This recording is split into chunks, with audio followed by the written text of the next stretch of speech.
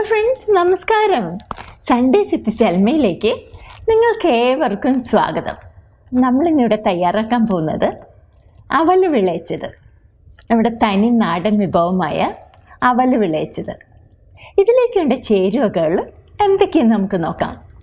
അവൽ 4 കപ്പ്, നാളികേരം ചിരകിയത് 4 cup, ഏലക്കാപ്പൊടി 1.5 table spoon, ജീരകം പൊടിച്ചത് 1/2 ടേബിൾ സ്പൂൺ, വെള്ളം 1 കപ്പ്, കാഷ്യൂനട്ട് 1/2 കപ്പ്, പൊരിക്കടല 1/2 കപ്പ്, കറുത്ത എള്ള് 1/4 കപ്പ്, നെയ്യ് 3 ടേബിൾ സ്പൂൺ, ശർക്കര 1 പൗണ്ട്. ഈ ശർക്കര 1 കപ്പ് വെള്ളം ഒഴിച്ച് അലിയിപ്പിച്ച് അരിച്ചെടുത്ത ശർക്കര പാനിയാണിത്.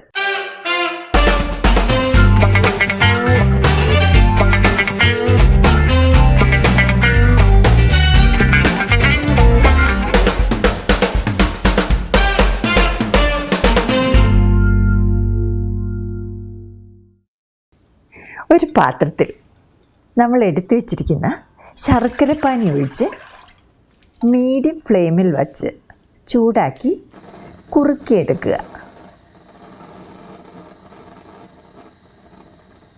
ഈ ശർക്കര പാനി ഇടയ്ക്കിടയ്ക്ക് ഇളക്കിക്കൊണ്ടേയിരിക്കണം.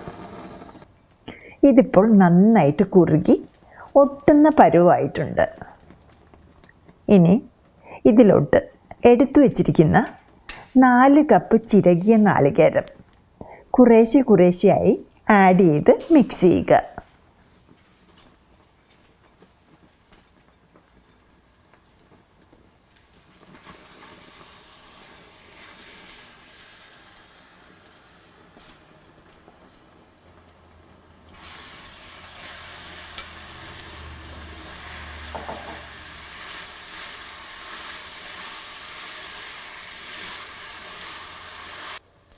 ഇത് നന്നായിട്ട് വഴറ്റിയെടുക്കണം. ഇപ്പോൾ ഇത് നന്നായിട്ട് വഴന്നിട്ടുണ്ട്. ഇനി ഇതിലോട്ട് എടുത്തു വച്ചിരിക്കുന്ന 1.5 ടേബിൾ സ്പൂൺ ഏലക്കാപ്പൊടി ഇട്ട് ഒന്ന് മിക്സ് ചെയ്തതിന് ശേഷം എടുത്തു വച്ചിരിക്കുന്ന ജീരകപ്പൊടിയും കൂടി ഇട്ട് ശരിക്കും മിക്സ് ചെയ്യുക.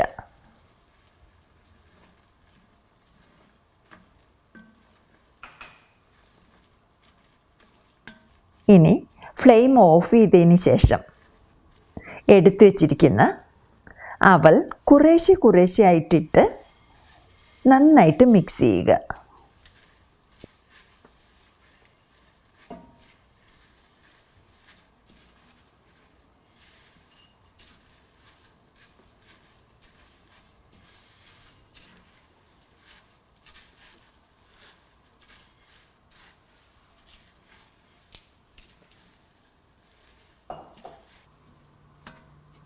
ഇപ്പോൾ അവൽ ശരിക്കും മിക്സ് ആയിട്ടുണ്ട്.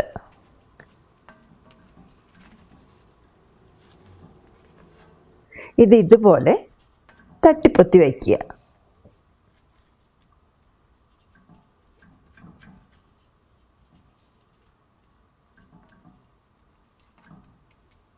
ഇനി നമുക്ക് ഫ്രൈ ചെയ്യാനുള്ള സാധനങ്ങൾ ഫ്രൈ ചെയ്തെടുക്കാം.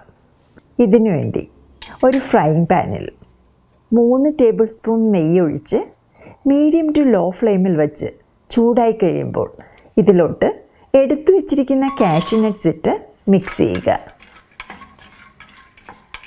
കാഷ്യൂ ഒന്ന് ലൈറ്റ് ഷെയ്ഡായി കഴിയുമ്പോൾ ഇതിലോട്ട് എടുത്തു വച്ചിരിക്കുന്ന പൊരിക്കടലയിട്ട് ലൈറ്റ് ബ്രൗൺ ആവുന്നത് വരെ മിക്സ് ചെയ്യുക. ഇപ്പോൾ ഇത് ലൈറ്റ് ബ്രൗൺ കളറായിട്ടുണ്ട്. ഇതിലോട്ട് നമ്മൾ എടുത്തു വച്ചിരിക്കുന്ന കറുത്ത എള്ളിട്ട് ഒന്ന് മിക്സ് ചെയ്തതിന് ശേഷം ഫ്ലെയിം ഓഫ് ചെയ്യുക. എല്ലാം ഇപ്പോൾ പാകത്തിന് മൂത്തിട്ടുണ്ട്. ഇതിന് നമ്മൾ തയ്യാറാക്കി വിളയിച്ച് വച്ചിരിക്കുന്ന അവലിലോട്ട് ആഡ് ചെയ്ത് നന്നായിട്ട് മിക്സ് ചെയ്യുക.